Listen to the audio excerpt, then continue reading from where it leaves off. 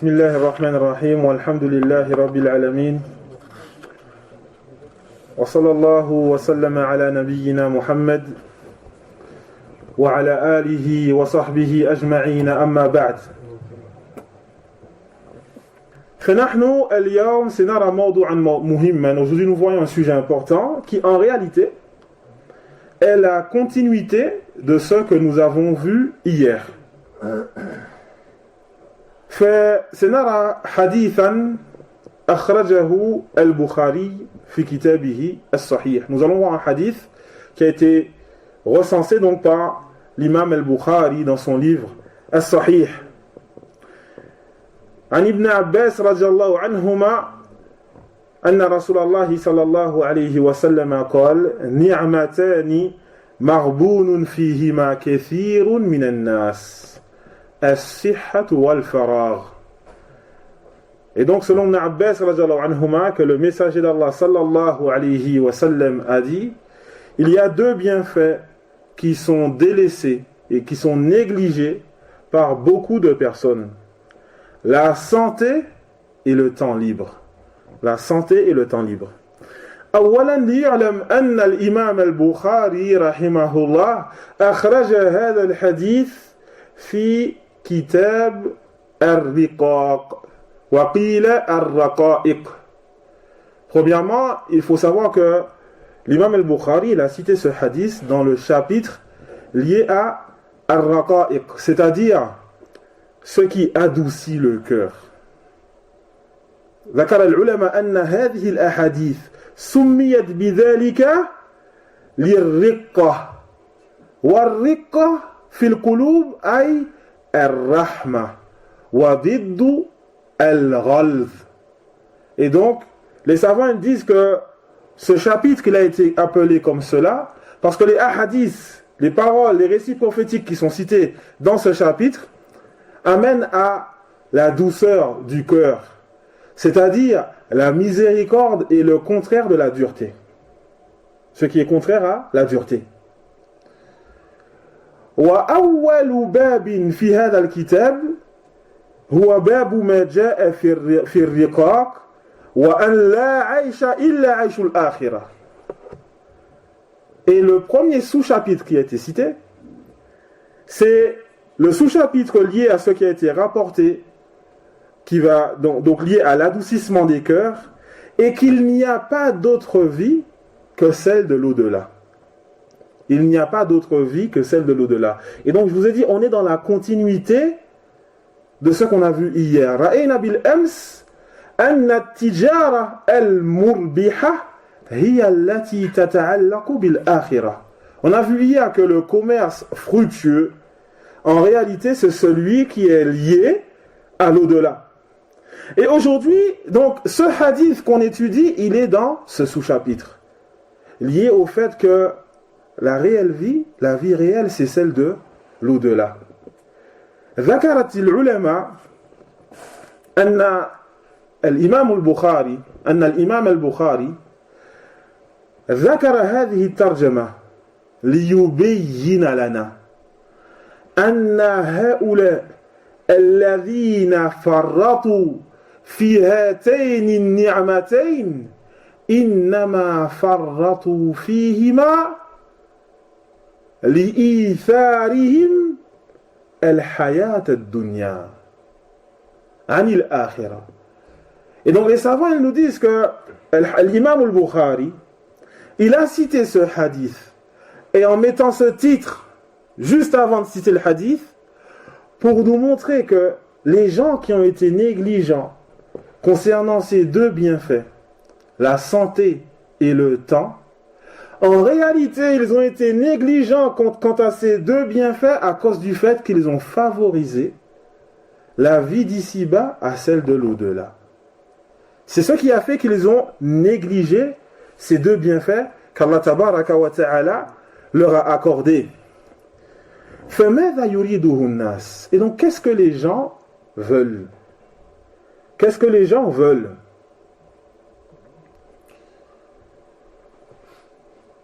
لو تأملنا وتدبرنا في كثير من الناس ممن ينتسبوا إلى الإسلام ومن غيرهم. Si nous méditons sur la situation de beaucoup de personnes, les personnes qui s'affilient à l'islam et d'autres,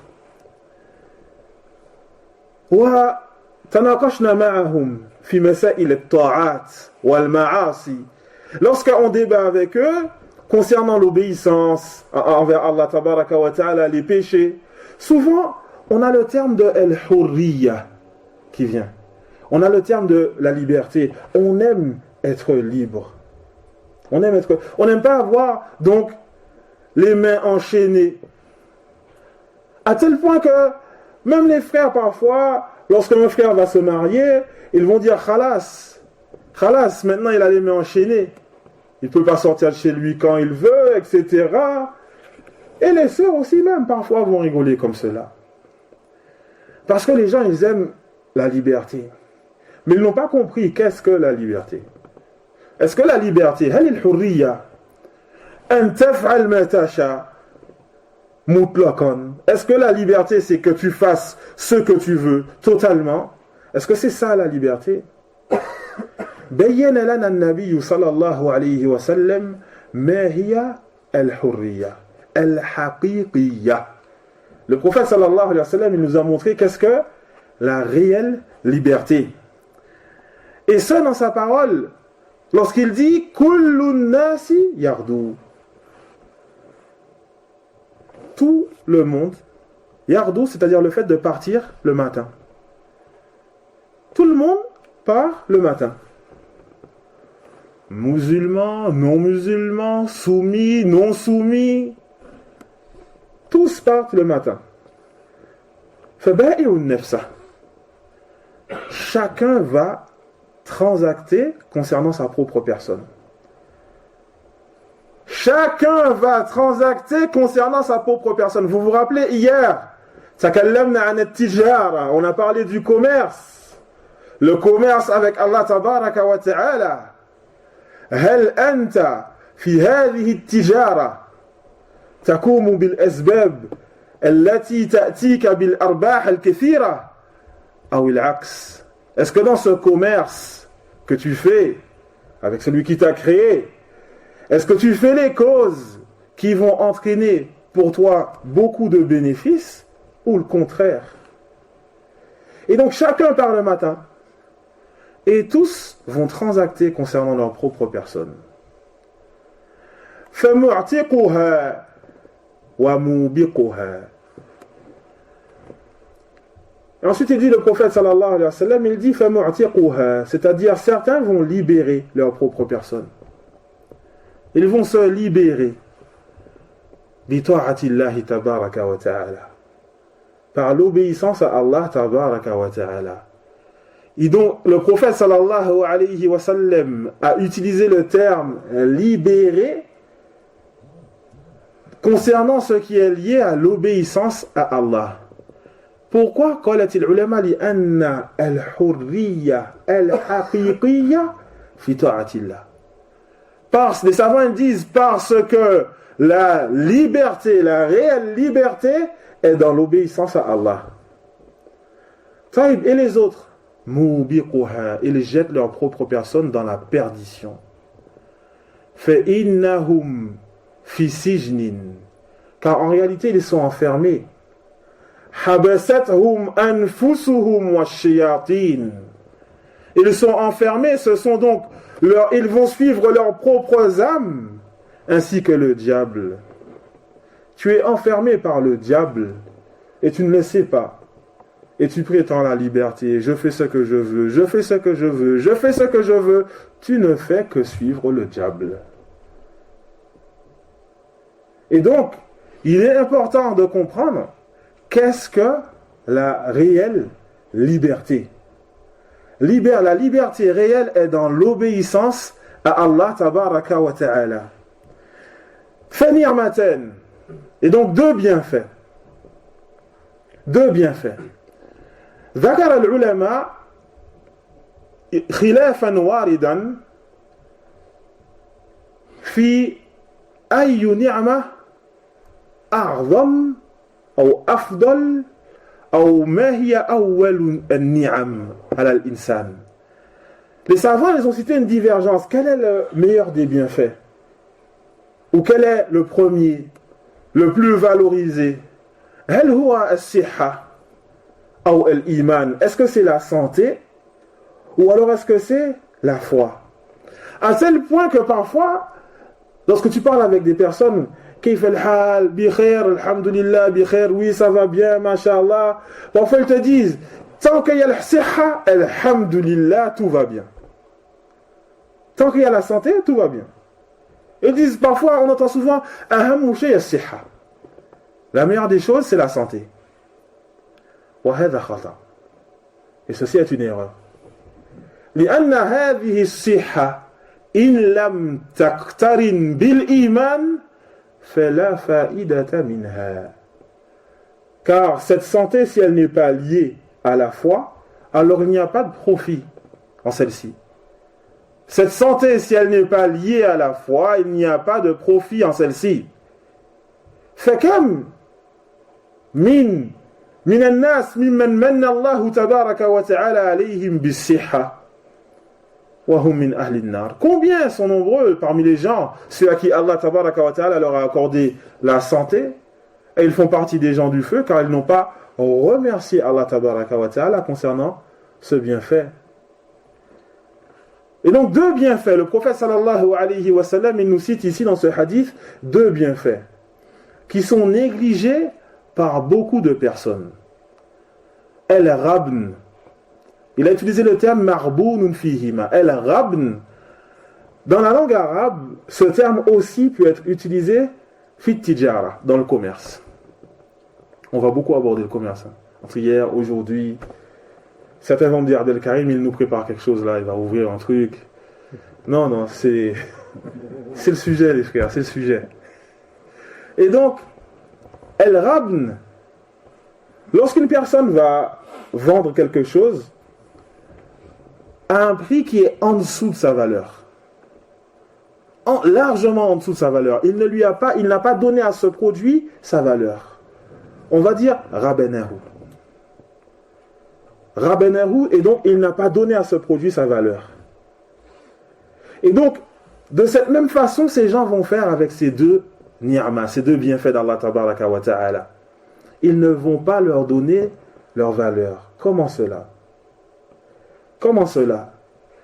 لأنهم لم يقوموا بحق الله تبارك وتعالى في هاتين النعمتين. Car ils n'ont pas accompli les droits d'Allah tabaraka wa ta'ala concernant ces deux bienfaits. Allah tabaraka wa ta'ala an'ama alayka bin ni'am al-kathira yajibu alayka al-shukr. Allah tabaraka wa ta'ala, il t'a accordé beaucoup de bienfaits. Il t'est obligatoire et impératif de le remercier. Wa min anwa'i shukri أو من أنواع الشكر صرف هذه النعمة في طاعة الله. Parmi les types de remerciements, il y a le fait d'utiliser ce bienfait dans l'obéissance à Allah. Allah tabaraka wa ta'ala, il t'a accordé la vue. Tu vas aller regarder des choses interdites sur ton téléphone. Allah ta'ala, il t'a accordé la vue, ya akhi. S'il veut, il la récupère à n'importe quel instant. Tu vas utiliser ce bienfait d'Allah tabaraka wa ta'ala pour aller regarder des choses interdites sur ton téléphone. Il t'a donné ta langue.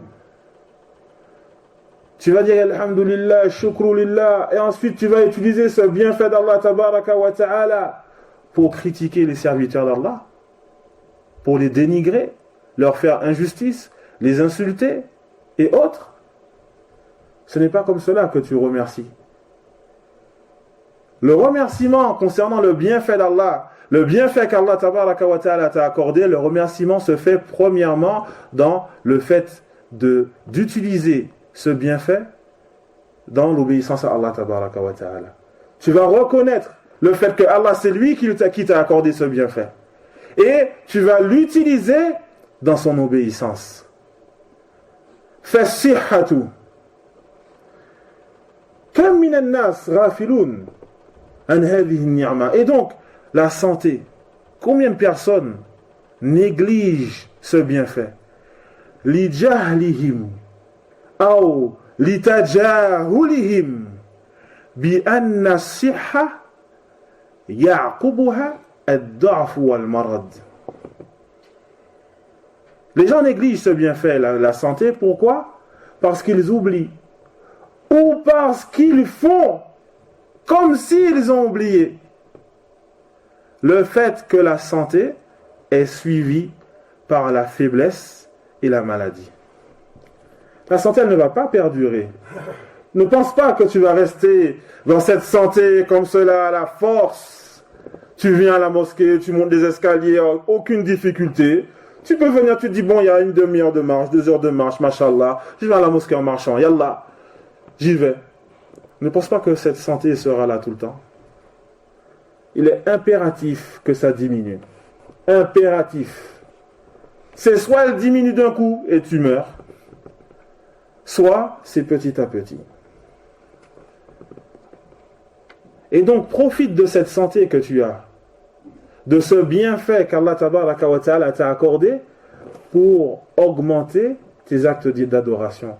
Combien de personnes pouvaient jeûner chaque semaine, les lundis, les jeudis? Ils ne l'ont pas fait jusqu'à ce qu'ils tombent malades. Ils pensaient que les maladies, c'est quelque chose qui touche les personnes âgées. À partir du moment que ta barbe devient blanche, là tu te dis, Inch'Allah, il y a des maladies qui vont arriver. Non, non. Non, non, particulièrement à notre époque, les frères. Particulièrement à notre époque. Aujourd'hui, on voit des personnes de 15 ans touchées par des maladies qu'en général, qui ne touchaient que les personnes âgées. Ne pense pas, tu n'as signé aucun engagement envers Allah Azza wa Jal. Profite de cette santé que tu as. Profite. Combien de personnes avaient la capacité de se lever pendant la nuit? On fait l'effort, on se réveille pendant la nuit. Je suis jeune, je suis fort, je peux le faire. Pourquoi est-ce qu'on ne se lève pas pendant la nuit pour prier? Et c'est là qu'on arrive au deuxième bienfait. Wa min huna nasilu ila an-ni'ma thaniya. Le temps. Yahwa, parmi les paroles que j'entends le plus souvent depuis que je suis revenu en France, parmi les paroles que j'entends le plus souvent, Wallah Abdel Karim, Naam, Nahnu nuridu an natluba al-ilm. Par Allah Abdel Karim, on veut apprendre la science. Nuridu an nahfaz al-mutun, on veut mémoriser les mutun, apprendre la langue arabe, avancer dans le Coran, on veut. Mais le temps, j'arrive pas, il y a beaucoup de choses à faire. J'arrive pas. Donc je vais diminuer, Inch'Allah, vu que... Mais est-ce qu'on regarde concrètement le premier problème? Le premier problème, tu dors combien de temps par jour? Tu dors combien de temps par jour? Et fais le calcul. Fais le calcul. Tu comptes 10 plus 10 plus 10 plus 10 dans la semaine. Hein? Ça te fait 70 heures dans la semaine. Compte à la fin du mois, ça te fait combien? Et compte à la fin de l'année, ça te fait combien? Combien d'heures qui sont parties comme ça? Cheikh Abdullah al-Bukhari, hafidahullah ta'ala, parmi les conseils, les recommandations qu'il donnait à ses étudiants, arrêtez de manger fi al-mata'im al-mutakhassisa fi al-akl as-sari'. Arrêtez de manger dans la restauration rapide. Il dit, il n'y a rien de plus mauvais pour vous affaiblir et vous faire dormir. Combien, allez hop, on va, on passe, on mange, etc. Et après, combien d'heures on va dormir? Combien d'heures on va dormir? Ensuite on dit, Abdel Karim, j'ai pas trouvé le temps pour apprendre mon vocabulaire. Abdel Karim, j'ai pas trouvé le temps pour apprendre les versets. Abdel Karim, j'ai pas trouvé le temps pour ci. J'ai pas trouvé le temps pour ça. Mais on dort combien de temps? Combien de temps tu dors par jour? Allah Tabaraka wa Ta'ala, j'en parlais il y a quelque temps avec des frères, Allah Azza wa Jal, qui a donc incité son messager à prier la nuit. Pourquoi? Inna nashi'at al-layl hiya ashaddu wat'a wa aqwamu qila. Certes, la lecture de la nuit est meilleure pour ce qui est voulu par cela, c'est le lien qu'il va y avoir entre ta réflexion, ce que tu récites, ce que tu entends, ce que tu lis. Le lien qu'il va avoir entre tout ça pour que tu sois concentré, le meilleur moment, c'est la nuit. Pendant que les gens dorment, lève-toi la nuit pour prier.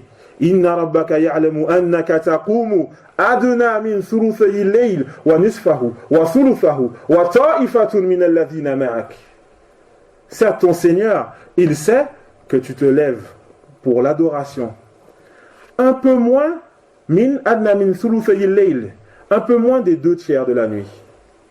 Un peu moins des 2/3 de la nuit. Wa nisfahu, ou la moitié, ça dépend. Et son tiers. Et donc là, ce qui est voulu par le et, c'est ou son tiers. Ou les croyants qui se levaient pour prier, pour adorer leur Seigneur. La moitié de la nuit. Nous, est-ce qu'on peut donner 1 heure? Est-ce qu'on peut se lever pendant que les autres dorment? Est-ce qu'on peut se lever et donner 1 heure de notre temps la nuit? Pour Allah tabaraka wa ta'ala. Pour avancer dans notre religion. Alors que nous sommes jeunes. Alors que nous sommes jeunes. Mais qu'est-ce qui a fait cela? C'est qu'on a préféré la couette. La couette, c'est difficile. Il y a de la neige. Ah, il fait froid. Laisse-moi sous la couette, c'est plus chaud. Et donc on a préféré ce qu'on a cité tout à l'heure. On a favorisé les bienfaits de ce bas monde.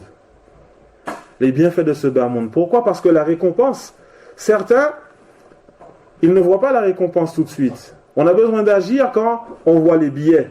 Quand tu vois, tu as signé le contrat avec ton patron, il t'a dit tu fais ça, à la fin du mois, je te donne tant. Tu as ton contrat qui est là, c'est la preuve. Elle est là. À la fin du mois, tu vois le billet, alhamdulillah, tu continues. Taïb, yarhamukallah. Est-ce que tu penses que tu ne vas pas voir les bienfaits de ce temps que tu vas consacrer à ta religion, de ce temps que tu vas consacrer à Allah tabaraka wa ta'ala? Est-ce que tu penses que tu ne vas pas voir les bienfaits ici-bas? Souvent on pense que les récompenses ne sont que dans l'au-delà. Non, il y a les récompenses ici-bas aussi. Il y a les récompenses ici-bas. Le fait que Allah tabaraka wa ta'ala il te préserve. Le fait que Allah tabaraka wa ta'ala il prolonge ta vie. On l'a déjà vu. Pour ceux qui vont pratiquer birrul walidain et autres. Et donc les actes de bienfaisance, les actes d'obéissance que tu vas faire ici-bas vont avoir un impact bénéfique pour toi ici-bas et dans l'au-delà. Et donc, ne laisse pas partir ces heures. Combien de temps on a laissé partir comme ça? Là, j'ai juste cité un exemple. Je n'ai cité que le fait de dormir. Mais il y a aussi un deuxième élément qui est dans notre vie, qu'on doit absolument changer. Celui-là. Parfois, subhanallah, je me demande, est-ce qu'on doit mettre en garde contre les téléphones? Tellement le temps il passe, tellement on perd du temps dans ces téléphones. Fais le calcul. Un jour tu te poses et tu fais le calcul concernant le nombre de temps que tu passes sur cet appareil. Et tu verras pourquoi on n'arrive pas. Pourquoi on n'arrive pas à apprendre l'arabe? Pourquoi on n'arrive pas à apprendre le Coran? Pourquoi on n'arrive pas à apprendre les hadiths? Pourquoi est-ce que lorsqu'on nous dit mémoriser Sahih al-Bukhari, on voit ça comme une montagne? Ben ouais, sauf que lorsque tu calcules tout le temps que tu as passé dans ton téléphone, la montagne, elle était là. Elle était entre tes mains, dans ta poche. Elle était là, la montagne, sauf que tu ne la voyais pas.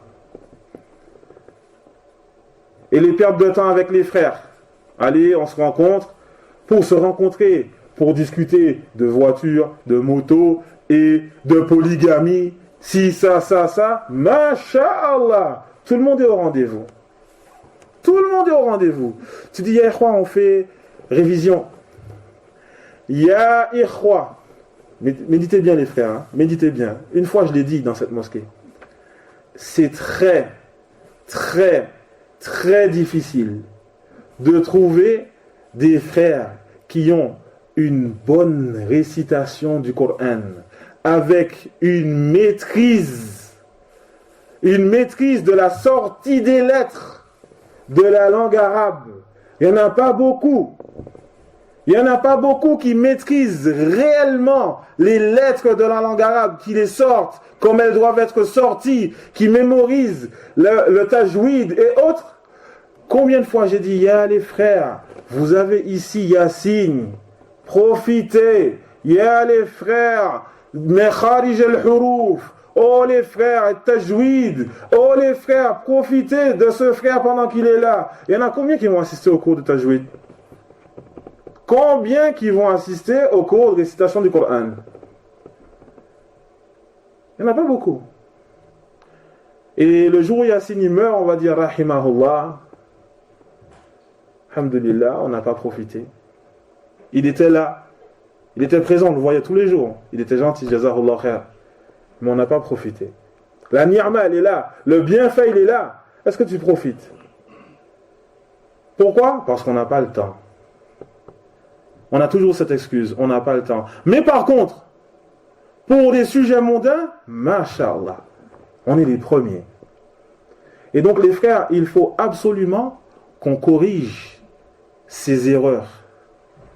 Et pareil, c'est pas que pour les frères de Villerue, hein.